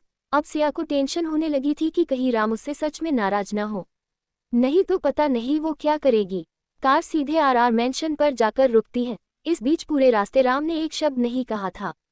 सिया ने उससे बात करने की कोशिश भी की लेकिन उसने कुछ नहीं कहा। राम कार से उतरकर सीधे मैंशन के अंदर चला गया। सिया राम को इस तरह देखकर समझ गई थी कि वो उससे नाराज है। सिया तुरंत ही अंदर आती है और रेयांश को उसके कपड़े चेंज करवाकर राम के रूम में चली जाती है। वहां पहुंचकर देखती है तो उसे राम कहीं नहीं दिखता है। सिया समझ जाती है कि राम नीचे है। सिया कपड़े चेंज करके रेयांश के साथ नीचे आकर डाइनिंग टेबल पर बैठ जाती है। सब डिनर करते हैं। राम डिनर करके सीधे अपने रूम में चला जाता है। सिया को राम का न बात करना उसे बहुत ही तकलीफ दे रहा था। उसकी आंखों में आंसू आ गए थे। सिया रेयांश को लेकर उसके रूम में जाकर उसे अच्छे से सुला देती है और उसके बाद राम की रूम की तरफ चली जाती है। राम का रूम। सिया रूम में आती है तो उसे राम कहीं भी नहीं दिखता है। तभी वो बालकनी में जाती है तो राम उसे वही खड़ा चांद को देखता दिखता है। सिया राम के पास जाकर उसे पीछे से हग कर लेती है, मगर राम तुरंत ही सिया का हाथ हटा देता है और साइड हो जाता है। राम की इस हरकत से सिया की आंखों में आंसू आ जाते हैं और वो रोने लगती है। जब राम को सिया की रोने की आवाज़ आती है तो वो तुरंत ही पलट कर देखता है कि सिया जमीन में बैठकर अपने घुटने मोड़कर अपना चेहरा अपने घुटने छुपकर बहुत रो रही है। राम को बिल्कुल भी उम्मीद नहीं थी कि उसके नाराज होने से सिया इस हद तक रोने लगेगी। राम जल्दी से सिया के पास जाता है और पूछता है अंडस्को जान क्या हुआ है, बताओ क्यों रो रही हो। तो सिया रोते हुए कहती है अंडस्को आप मुझसे नाराज हैं ना, बात भी नहीं कर रहे हैं। राम कहता है अंडस्को नहीं, बिल्कुल भी नहीं जान, भला मैं तुमसे क्यों नाराज रहूंगा। तो सिया उसी तरह रोते हुए कहती है अंडस्को तो फिर जब मैंने आपको गले लगाया तो आपने मेरे हाथ क्यों हटाए। इसका तो यही मतलब होता है कि आप मुझसे नाराज हैं। इतना कहकर सिया और जोर से रोने लगती है। राम को बहुत ही बुरा लग रहा था। वो तुरंत ही सिया को अपनी गोद में उठाता है और उसे रूम में ले जाकर बेड में बैठा देता है और खुद भी उसके पास बैठकर उसके आंसू साफ करता है और कहता है अंडस्को जान, मैं बस थोड़ा तुम्हें परेशान कर रहा था। मुझे लगा था तुम मुझे मनाओगी, पर यहाँ तो मुझे ही तुम्हें मनाना पड़ रहा है। सिया ये सुनकर फिर रोने लगती है और रोते हुए कहती है अंडस्को राम, चाहे आप मुझे मार लेना, गुस्सा कर लेना, पर मुझसे बात करना मत छोड़ना, नहीं तो मैं मर जाऊंगी। जैसे ही सिया ने ये कहा अंडस्को राम ने तुरंत ही उसके होठों पर अपने हाथ रख दिए। सिया राम का हाथ हटाकर वैसे ही रोते हुए अंडस्को राम, मैं आपसे बहुत प्यार करती हूँ। अंडस्को मुझसे आपकी नाराजगी नहीं सही जाएगी, आपकी नाराजगी मेरी जान ले लेगी। पता नहीं कब आपसे मुझे इतना इश्क हो गया, पर मैं आपसे बेहद इश्क करती हूँ। प्लीज मुझसे कभी भी अलग मत होना। सिया राम के सामने अपने हाथ जोड़कर रोते हुए कहती है। अब राम समझ गया था कि उसने सिया से नाराज होकर गलती कर दी है। अब सिया को सिर्फ उसका प्यार ही चुप करवा सकता है। राम सिया के माथे को चूमता है, जिससे सिया अपनी आंखें बंद कर लेती है। फिर राम सिया की दोनों आंखों को चूमता है और फिर सिया की दोनों आंसुओं से भरे गालों को भी चूमता है। उसके बाद उसके होठों को भी चूमने लगता है। सिया अपने हाथों से राम के बालों को सहलाने लगती है, जिससे राम को आगे जाने की परमिशन मिल गई थी। राम सिया को बेड में लेटा कर खुद उसके ऊपर आ जाता है और उसके गले को चूमते हुए कॉलरबोन पर बाइट करता है। राम एक एक कर सिया के कपड़े निकालता है, फिर अपने भी निकालकर राम सिया को बेतहाशा चूमने लगता है, जिससे सिया पूरी तरह से राम में खो जाती है। उसके बाद दोनों अपने प्यार में पूरी तरह से खो जाते हैं। आज सिया और राम को उनके प्यार का सबसे सुकून भरा पल मिला था। आज दोनों एक हो गए थे। सारी सीमाओं को लांघ कर आज उनके प्यार की जीत हुई है। राम सिया का ही गया था और सिया राम की हो गई थी। एपिसोड 28। राम सिया को अपनी बाहों में लिए सो रहा था। सिया भी सुकून से राम की बाहों में सो रही थी। मॉर्निंग 8 बजे। प्रेम हॉल में सोफे पर बैठा कुछ सोच रहा था। तभी रेयांश आता है और सोफे पर बैठकर अपने टैब पर गेम खेलने लग जाता है। प्रेम नैना के बारे में सोच रहा था कि आज उसे कैसे ऑफिस में परेशान करके वो जॉब छोड़कर भाग जाए। पर प्रेम ने सब तरीके सोच लिए, मगर उसे कुछ समझ ही नहीं आ रहा था कि वो क्या करे। तभी प्रेम को रेयांश को देखकर एक आइडिया आता है। अंडस्को प्रेम रेयांश से अंडस्को प्रिंस, क्या आप मेरी एक हेल्प करोगे। रेयांश एक नज़र प्रेम को देखता है और फिर अपने टैब में लग जाता है। जब प्रेम देखता है कि रेयांश उसकी बात नहीं सुन रहा है तो वो रेयांश के पैर पकड़कर बैठ जाता है और कहता है अंडस्को हे प्रिंस, अब आप ही है जो हमारे सारे कष्टों का निवारण कर सकते हैं। प्लीज हमें आपने शरण में ले लीजिए। रेयांश हैरानी से प्रेम को देख रहा था और समझने की कोशिश कर रहा था कि अभी प्रेम ने उसे क्या कहा। प्रेम रेयांश को खुद को घूरते देख पूछता है अंडस्को अभी जो मैंने कहा आपको कुछ भी समझ नहीं आया। तो रेयांश हाँ में सर हिला देता है। प्रेम खुद के बाल खुजलाते हुए अंडस्को समझ तो मुझे भी नहीं आया कि अभी मैंने क्या कहा। प्रेम फिर से रेयांश से कहता है अंडस्को प्रिंस प्लीज मेरी हेल्प करो, आप जो कहोगे मैं वो सब करूंगा। रेयांश प्रेम की बातों को सोचते हुए खुद से अंडस्को मुझे इनकी हेल्प कर देनी चाहिए, क्या पता कभी मुझे इनकी हेल्प लेनी पड़ी तो इन्हें करना ही पड़ेगा। Reyansh devil smile with horn smile करते हुए प्रेम से कहता है अंडस्को ठीक है मैं आपकी हेल्प करूंगा। अब बताओ प्रॉब्लम क्या है। प्रेम जल्दी से रेयांश को अपने और नैना के झगड़े के बारे में बता देता है। रेयांश थोड़ा सोचते हुए कहता है अंडस्को लेकिन आप उन्हें जॉब से क्यों निकलवाना चाहते हो जब आपके पास अच्छा मौका है उन्हें परेशान करने का। प्रेम फिर से सर खुजलाते हुए कहता है अंडस्को और वो कैसे। रेयांश कहता है अंडस्को क्योंकि वो आपके ही अंडर काम करेगी। आप जो चाहे वो करवा सकते हो उनसे, सिंपल। प्रेम खुश होते हुए अंडस्को अरे हाँ, ये मेरे दिमाग में क्यों नहीं आया। तो रेयांश कहता है अंडस्को आपके पास दिमाग भी है। तो प्रेम बेचारा सा मुंह बना लेता है। रेयांश कहता है अंडस्को प्रेम चाचू, मुझे लगता है कि आपकी जीएफ आपको अपने पीछे भगाएगी पक्का, क्योंकि आपसे तो कुछ नहीं होने वाला, वही आपका जीना मुश्किल कर देगी क्योंकि आप इतने भोलू हो। ये कहकर वो फिर से अपने टैब में लग जाता है। प्रेम अब हैरान था रेयांश की बात सुनकर अंडस्को क्योंकि आज रेयांश ने बिल्कुल राम की तरह बात की थी। प्रेम खुद से अंडस्को मुझे रेयांश को अपने साइड लेकर चलना होगा क्योंकि बड़ा होकर ये टू कॉपी दूसरा राम बनेगा। उसके बाद प्रेम अपने नए नए आइडिया सोचने लगता है कि कैसे वो नैना को परेशान करेगा। राम का रूम। राम की नींद खुलती है। वो देखता है कि सिया अभी भी उसकी बाहों में ही सो रही है। राम सिया के होठों पर किस करके उसे जगाने लगता है, मगर सिया कसमसाते हुए दूसरी तरफ पलटकर फिर से सो जाती है। अब राम को शरारत सूझी। अंडस्को राम सिया की पीठ पर अपने होठों से रब करने लगता है, जिससे सिया को बेचैनी होने लगती है। सिया फिर पलटकर राम की तरफ देखने लगती है गुस्से से। सिया अंडस्को राम, आपने एक तो पूरी रात हमें परेशान किया है और अब हमें सोने भी नहीं दे रहे हैं। राम सिया के गले को रब करते हुए कहता हूँ अंडस्को क्या करूँ जान, तुमको देखकर खुद को कंट्रोल नहीं कर पाता हूँ। सिया राम के बालों को सहलाने लगती है, जिससे राम फिर से अपना कंट्रोल खोने लगता है और वो सिया की कॉलर बोन पर किस करते हुए नीचे सिया के पेट पर किस करने लगता है और बाइट भी कर लेता है, जिससे कि क्या निकल जाती है और राम फिर से सिया को प्यार करने लगता है। लगभग 2 घंटे बाद राम सिया से अलग होता है और उसे लेकर वॉशरूम चला जाता है। राम और सिया साथ में शॉवर लेते हैं और साथ में ही रेडी भी होते हैं। राम सिया से अंडस्को तुम चल लोगी या फिर तुम्हें गोद में उठाकर ले चलूं। सिया अंडस्को नहीं, मैं ठीक हूँ, आप रहने दीजिए। राम और सिया नीचे आते हैं। रेयांश सिया को देखते ही भागकर उसके पास जाता है, तो सिया रेयांश को गोद में उठाकर किस करती है।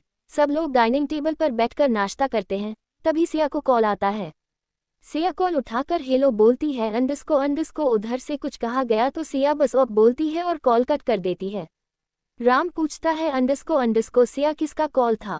सिया कहती है अंडस्को वो राम, मुझे पेरिस जाना है, एक सेमिनार होने वाला है वहाँ, इसलिए जाना जरूरी है। सिया की बात सुनकर राम कुछ कहता अंडस्को उससे पहले रेयांश ने कहा अंडस्को मैं भी आपके साथ जाऊंगा। अंडस्को मैं आपके बिना नहीं रहूंगा।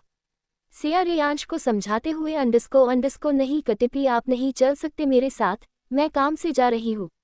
रेयांश को सिया का डायरेक्ट मना करना बिल्कुल अच्छा नहीं लगता है। वो नाश्ता छोड़कर अपने रूम में भाग जाता है। सिया रेयांश को इस तरह जाते देख उदास हो जाती है। राम सिया से कहता है अंडस्को सिया आप यही रुको, मैं रेयांश को लेकर आता हूँ। राम ऊपर रेयांश के रूम चला जाता है और नीचे सिया हॉल में चक्कर लगाने लगती है। तभी प्रेम कहता है अंडस्को भाभी आप बिल्कुल भी चिंता मत करो अंडस्को राम प्रिंस को मना कर ले आएगा। सिया अंडस्को हाँ देवर जी, बिल्कुल ऐसा ही हो, मैं रेयांश को नाराज कर बिल्कुल भी नहीं जा पाऊंगी, वो मेरी जान है। प्रेम और सिया नीचे वेट करते हैं। लगभग 1 घंटे बाद राम रेयांश को लेकर नीचे आता है। सिया भागकर रेयांश के पास जाती है, अपने दोनों कान पकड़कर सॉरी बोलती है, तो रेयांश भी अपने दोनों कान पकड़कर सिया को सॉरी बोलता है। सिया रेयांश से अंडस्को तो क्या कटिपी, अब आप मम्मा को जाने दोगे। तो रेयांश हाँ में सर हिला देता है। सिया अपनी पैकिंग करने चली जाती है क्योंकि दोपहर की ही फ्लाइट थी। राम और रेयांश सिया की पैकिंग में हेल्प कर रहे थे या मानो सिया को परेशान कर दिया था दोनों ने। सिया दोनों को रूम से बाहर कर देती है और 1 घंटे बाद खुद रेडी होकर सारी पैकिंग कर लेती है। सिया नीचे आती है। राम और रेयांश और प्रेम भी नीचे ही उसका वेट कर रहे थे। उसके बाद सभी एयरपोर्ट के लिए निकल जाते हैं। सिया राम के गले लगी थी और रेयांश सिया की गोद में था। एयरपोर्ट पहुंचकर प्रेम सिया की गोद से रेयांश को लेकर अंदर चला जाता है, राम और सिया को अकेला छोड़कर। राम सिया के माथे पर किस करता है और कहता अंडस्को वहाँ अपना ध्यान रखना, कोई भी प्रॉब्लम हो तो तुरंत ही मुझे कॉल करना। सिया भी सर हाँ में हिला देती है। सिया राम के सीने पर सर रख कर कहती है, अंडस्को मुझे आपकी बहुत ज्यादा याद आएगी। काश आप भी आ पाते। राम सिया का चेहरा ऊपर करके सिया के होठों को चूम लेता है और एक डीप किस करता है। सिया भी राम का पूरा साथ देती है। उसके बाद राम सिया को लेकर एयरपोर्ट के अंदर जाता है और सिया रेयांश को गले लगाकर उसके पूरे चेहरे पर किस करती है और कहती है, अंडस्को मम्मा आपको बहुत मिस करेगी कटिपी। रेयांश भी सिया के दोनों गालों पर किस करके कहता है, मैं भी आपको बहुत ज्यादा मिस करूंगा मम्मा। उसके बाद सिया की फ्लाइट की अनाउंसमेंट हो जाती है और सिया जाने लगती है। तभी प्रेम सिया के पैर छू लेता है, जिससे सिया प्रेम के सर पर हाथ रख देती है। सिया के हाथ रखने से प्रेम बहुत ही खुश हो जाता है। आज उसे सिया ये स्पर्श उसे अपनी माँ की याद दिला गया था। प्रेम आंखों में आंसू लिए सिया को देखता है। सिया भागकर एक बार राम और रेयांश के गले लग जाती है, फिर चली जाती है। राम रेयांश को गोद में लिए प्रेम के साथ एयरपोर्ट से बाहर आता है और आसमान की तरफ देखता है जहां से फ्लाइट गई थी। वहीं एक आदमी आसमान की तरफ देखते हुए कहता है, अंडस्को सिया तुम गई जरूर हो मगर वापस नहीं आओगी। क्या सिया की जान खतरे में है? क्या राम बचा पाएगा सिया को? आखिर प्रेम और नैना का क्या होगा? एपिसोड 29। सिया के जाने के बाद राम रेयांश के साथ कार में बैठ जाता है और प्रेम कार ड्राइव करने लगता है।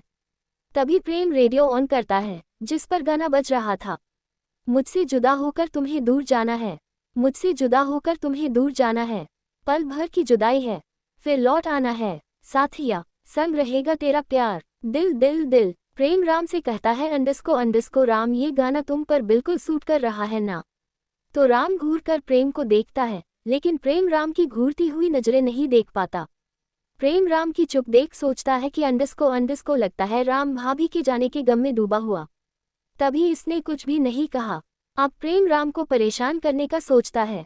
तभी वो फिर से सॉन्ग चेंज करता है, अंडस्को जिस पर गाना बज रहा था, जुदा हम हो गए माना, मगर ये जान लो जाना, कभी मैं याद आऊं तो चले आना, तुम्हें मैं भूल जाऊंगा, ये बातें दिल में न लाना, कभी मैं याद आऊं तो दिल दिल दिल दिल दिल दिल दिल। प्रेम फिर से कहता है, अंडस्को देखो राम ये गाना भी तुम पर सूट कर रहा है। तभी राम बेहद शांत लहजे में कहता है, अंडस्को लगता है कोई अपनी शर्त भूल गया है, लेकिन कोई बात नहीं, मैं याद दिला देता हूँ कि किसी को 1 महीने में 10 लड़कियां पटानी है, नहीं तो मैं उसे जर्मनी भेज दूंगा और वही उसकी शादी भी करवा दूंगा। राम की बात सुनकर प्रेम को खांसी आ जाती है और वो चुपचाप कर चलाने लगता है। प्रेम समझ गया था कि राम से मजाक करना उसी पर भारी पड़ सकता है। आधे घंटे बाद राम प्रेम और रेयांश के साथ ऑफिस पहुंचता है। राम प्रेम से कहता है, हमारी आज रात की पेरिस की टिकट बुक कर देना और तुम यहीं रहकर ऑफिस संभालो। और प्रेम कहता है, अंडस्को नहीं, बिल्कुल नहीं, मैं भी जाऊंगा तुम्हारे साथ। राम एक नज़र प्रेम को देखता है और आगे बढ़कर ऑफिस के अंदर चला जाता है। प्रेम खुद से, अंडस्को मैं अपनी भाभी का लक्ष्मण हूँ, जहाँ राम सिया वही उनका लक्ष्मण, मैं बिल्कुल भी राम को कभी भी अकेला नहीं छोड़ूंगा। यही सोचते हुए प्रेम आगे जा रहा था कि सामने से आती हुई नैना से टकरा गया। नैना गुस्से से चिल्लाते हुए, अंडस्को अबे कौन है, किसको अपनी जान प्यारी नहीं है, जो सुबह सुबह मेरा मूड खराब दिया। शाला आज पहला दिन है और आज ही खराब कर दिया। नैना ये सब अपनी फाइल्स उठाती हुई कहती है। क्योंकि अभी वो ऑफिस के बाहर थे, इसलिए नैना अभी नैना स्टाइल में बोल रही थी। प्रेम जो नैना की ऐसी लैंग्वेज सुनकर बुत बना खड़ा था, वो हैरानी से कहता है, अंडस्को ओ तेरी छिपकली ने ये कौन सी लैंग्वेज में बोला। नैना जो अभी भी गुस्से से अपना सामान उठा रही थी, प्रेम की आवाज़ सुन पहले तो वो थोड़ा घबरा जाती है, मगर फिर खुद को हिम्मत देकर उठती है और कहती है, अंडस्को ये मेरी लैंग्वेज है, समझे मिस्टर चश्मिश। प्रेम चश्मिश सुनकर फिर भड़क जाता है और कहता है, अंडस्को ओ छिपकली, अभी जो तुमने लैंग्वेज यूज़ की है ना, ये हमारी कंपनी में अलाउ नहीं है, इसलिए मैं तुम्हें बॉस से कहकर ऑफिस से निकलवा दूंगा। नैना कहती है, अंडस्को जाओ चश्मिश, शौक से जाओ, क्योंकि अभी मैं ऑफिस के बाहर हूँ, इसलिए कुछ भी कह सकती हूँ, समझे चश्मिश। प्रेम कहता है, अंडस्को ओ छिपकली, ज्यादा उड़ो मत। ओह सॉरी छिपकली उल्टी कहा है, ये कहकर वो हंसने लगता है। नैना आगे कुछ कहती कि तभी प्रेम का फोन बजा। अंडस्को उसने देखा कि राम का कॉल था, तो वो नैना को छोड़ जल्दी से ऑफिस के अंदर भागा। नैना हैरानी से, अंडस्को अब इस चश्मिश को क्या हुआ? चलो छोड़ो, मुझे क्या, लेकिन नैना तुझे इस चश्मिश से बचकर रहना होगा, ये बहुत ही टेढ़ी खीर है। राम का केबिन। राम किसी से कॉल पर बात कर रहा था कि प्रेम बिना नोक किए ही अंदर आ गया। राम प्रेम को घूर कर कॉल पर कहता है अंडस्को ठीक है, मैं तुमसे बाद में बात करूंगा। राम प्रेम से अंडस्को ऐसी क्या बात हुई है जो तुम बिना नोक किए सीधे अंदर आ गए हो। प्रेम बहाना बनाते हुए कहता है अंडस्को वो मैं, हाँ मैं प्रिंस को लेने आया था, हम लोगों को पैकिंग करनी है, शाम को निकलना है। राम अभी भी प्रेम को घूरते हुए कहा अंडस्को उसकी कोई जरूरत नहीं है, सारा सामान सीधे एयरपोर्ट पहुंच जाएगा, तुम काम पर ध्यान दो। वैसे तो मैं तुम्हें ले नहीं जाना चाहता हूँ, पर तुम बिना आए मानोगे नहीं, बस इसलिए लेकर जा रहा हूँ। राम की बातों से प्रेम को कोई फर्क नहीं पड़ता है, क्योंकि वो प्रेम है। प्रेम राम से अंडस्को अगर तुम नहीं लेकर जाते तो मैं भाभी से तुम्हारी शिकायत करता, फिर तुम मनाते रहते। ये बोलकर वो तुरंत ही राम के केबिन से गायब हो गया। प्रेम जानता था वहां रुकना मतलब बम का फटना, इसीलिए वो सीधे अपने केबिन में चला गया। प्रेम के जाने के बाद राम के चेहरे के एक्सप्रेशन थोड़े चेंज हुए, पर ज्यादा नहीं।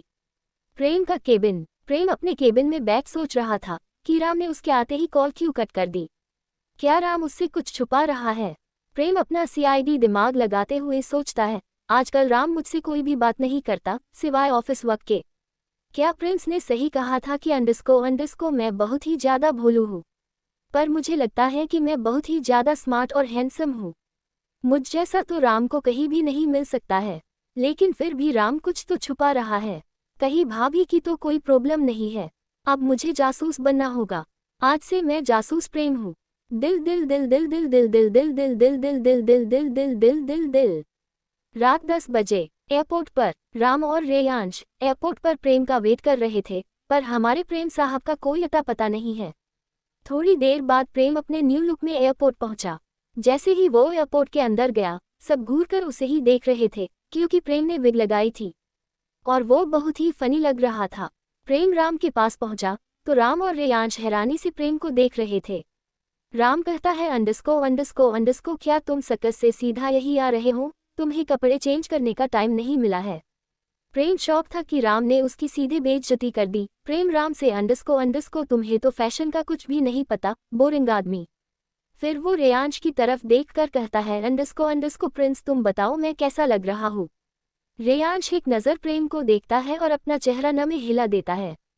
प्रेम खुद से अंडस्को ये बाप बेटे दोनों एक जैसे हैं, इन दोनों को कोई भी फैशन सेंस नहीं है। मेरी भाभी होती तो मेरी तारीफ करती। एक वही है मेरी प्यारी सी भाभी माँ। दिल दिल दिल दिल दिल दिल दिल दिल दिल दिल दिल दिल दिल दिल दिल दिल दिल दिल। तभी वहाँ एक गाना बजने लगता है, महबूबा ओ मेरी महबूबा, मैं आ रहा हूँ वापस, मेरा इंतजार करना। मैं आ रहा हूँ वापस, मेरा इंतजार करना। तुझे सामने बिठा के तुझसे है प्यार करना, तुझे सामने बिठा के तुझसे है प्यार करना। दिल दिल दिल दिल दिल दिल दिल दिल दिल दिल। प्रेम फिर से राम से कहता है अंडस्को राम ये गाना बिल्कुल तुम्हें सूट करता है। राम प्रेम से कहता है अंडस्को क्या तुम्हें यहीं से सीधा जर्मनी जाना है? तो मैं भेज दूँ अभी के अभी तुम्हें। राम की बात सुनकर प्रेम बिल्कुल चुप हो जाता है और वो एक शब्द भी नहीं निकालता है। तभी उसकी फ्लाइट का अनाउंसमेंट हो जाता है, तो सब फ्लाइट की तरफ चले जाते हैं। थोड़ी ही देर में प्लेन टेक ऑफ कर गया। फ्लाइट में भी प्रेम चुपचाप बैठा था। गुलदस्ता गुलदस्ता गुलदस्ता गुलदस्ता गुलदस्ता गुलदस्ता गुलदस्ता गुलदस्ता गुलदस्ता गुलदस्ता गुलदस्ता गुलदस्ता गुलदस्ता गुलदस्ता गुलदस्ता गुलदस्ता गुलदस्ता गुलदस्ता। वही दूसरी तरफ मानव सहगल भी पेरिस के लिए निकल गया था, अपने भाई का बदला लेने। आगे क्या मानव हो जाएगा सिया की जान लेने में कामयाब, या फिर राम बचा लेगा सिया को? क्या प्रेम की जासूसी से कुछ होगा? Episode 30 Paris night 10 PM। Siya अपने रूम में सो रही थी, क्योंकि आज डॉक्टरों की मीटिंग थी, इसलिए सिया बहुत ही ज्यादा थक गई थी। सिया राम से बिल्कुल भी बात नहीं कर पाई थी। उसने सोचा कि वो कल बात कर लेगी। एयरपोर्ट राम रेयांश और प्रेम के साथ पेरिस पहुंच चुका था। वो रात में पहुंचा था और कल उसे सेमिनार अटेंड करना था। राम का यहाँ खुद का पैलेस था, इसलिए उनकी कार भी लेने आई थी। कार में बैठकर तीनों सीधे पैलेस के लिए निकल गए थे। राम का पैलेस। दिल राम रेयांश को गोद में लिए कार से उतरा, क्योंकि रेयांश सो चुका था। राम सीधे पैलेस के अंदर चला गया और प्रेम सारा सामान सर्वेंट की हेल्प से रूम में ले जा रहा था। राम ने रेयांश को अपने ही रूम में सुला दिया, क्योंकि वो रेयांश को यहाँ बिल्कुल भी अकेला नहीं छोड़ना चाहता था। राम ने खुद के कपड़े चेंज किए और सोते हुए रेयांश के भी कपड़े चेंज किए। फिर राम रेयांश के बगल में लेटकर सो गया। इधर हमारे प्रेम साहब अपने रूम में जाते ही बिस्तर पर गिरे और आड़े टेढ़े होकर सो गए। Morning in Paris. सिया की नींद खुली, वो उठी और खिड़की के पास गई और पेरिस का नज़ारा देखने लगी। आज उसे राम और रेयांश की बहुत ही ज्यादा याद आ रही थी। इतना सुंदर शहर देखकर सिया बहुत ही खुश हुई। आज सेमिनार था और शाम को उसकी पार्टी। सिया नहाने चली गई। उसे अपनी डॉक्टरों की टीम के साथ सेमिनार अटेंड करना था, इसलिए वो जल्दी जल्दी रेडी होने लगी। राम का पैलेस। राम और रेयांश उठ गए थे और हॉल में बैठकर नाश्ता कर रहे थे। वहीं हमारे प्रेम महाराज अभी भी सो रहे थे। राम ने एक सर्वेंट को प्रेम के कमरे में कुछ कहकर भेजा। अंडस्को सर्वेंट प्रेम के रूम में गया और उसने प्रेम से कहा, अंडस्को प्रेम सर उठ जाए। प्रेम कुछ नहीं बोला। सर्वेंट फिर से कहता है, अंडस्को प्रेम सर उठ जाए, बॉस नीचे वेट कर रहे हैं। प्रेम अब भी कोई रिएक्ट नहीं करता है। सर्वेंट फिर से कहता है, अंडस्को प्रेम सर नीचे मैडम आई है, वो आपका बहुत ही देर से वेट कर रही, मगर अब आप नहीं मिलना चाहते हैं तो मैं बोल देता हूँ, फिर वो चली जाए। जैसे ही प्रेम ने सुना ही सिया आई है, अंडस्को वो तुरंत ही बेड से कूद गया और नीचे की तरफ भागा। सर्वेंट शॉक था कि सिर्फ मैडम के जिक्र से ही प्रेम सर उठ गए। क्या ये मैडम को इतना मानते हैं? यही सोचते हुए वो भी नीचे आ जाता है। प्रेम गिरते पड़ते जैसे तैसे नीचे आया। अंडस्को वो पूरे हॉल में सिया को ढूंढने लगा, मगर उसे सिया कहीं भी नहीं मिलती है। तो प्रेम सीधे जाकर राम के सामने खड़ा हो जाता है। प्रेम राम से कहता है, अंडस्को मेरी भाभी माँ कहाँ है? अंडस्को क्या किया तुमने उनके साथ? प्रेम के सवाल से हॉल में खड़े सारे सर्वेंट शॉक थे कि प्रेम सर बॉस से कैसे बात कर रहे हैं। रेयांश अपना नाश्ता करते हुए बहुत ही शांत लहजे में बोलता है, अंडस्को प्रेम चाचू, मैंने कहा था कि आप बहुत ही ज्यादा भोलू हो, पर आपने मेरी बात नहीं मानी। मैंने और डैड ने मिलकर आपको बुद्धू बनाया क्योंकि आप उठ नहीं रहे थे। प्रेम रेयांश की बात सुनकर हैरान था। उसने कहा, अंडस्को तुम बाप बेटे ने मिलकर मेरी प्यारी नींद खराब कर दी और मेरी प्यारी भाभी का नाम लेकर मुझे जगाया। मैं तुम दोनों की शिकायत भाभी से करूंगा। तुम बाप बेटे ने मेरा जीना मुश्किल कर दिया। राम ने प्रेम का ड्रामा देखा और कहा, अंडस्को बस बहुत हो गया प्रेम। तो प्रेम चुपचाप बैठ जाता है।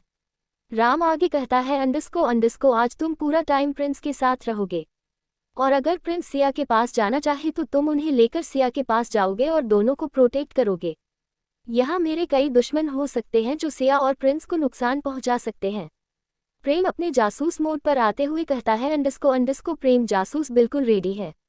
राम एक नज़र प्रेम को देखता है, फिर रेयांश को गोद में लेकर रूम में रेडी होने चला जाता है। राम जानता था कि प्रेम अपना काम बहुत ही अच्छे से करता है।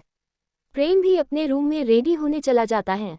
Seminar hall. सिया अपनी डॉक्टर की टीम के साथ सेमिनार हॉल में आ गई थी। सिया ने बहुत ही प्यारी ब्लू कलर की साड़ी पहनी हुई थी। वो पूरी इंडियन वुमन लग रही थी। सेमिनार हॉल में सबकी नज़र सिया पर ही जा रही थी क्योंकि सिया आज कहर ढा रही थी। सिया जिन डॉक्टरों की टीम के साथ आई थी उसमें एक डॉक्टर अनुज था जिसे सिया पहली ही नज़र में पसंद आ गई थी। वो सिया से बात करके उसे इम्प्रेस करने की कोशिश कर रहा था और सिया उसी से चिढ़ रही थी। तभी सबको बैठने के लिए बोला गया।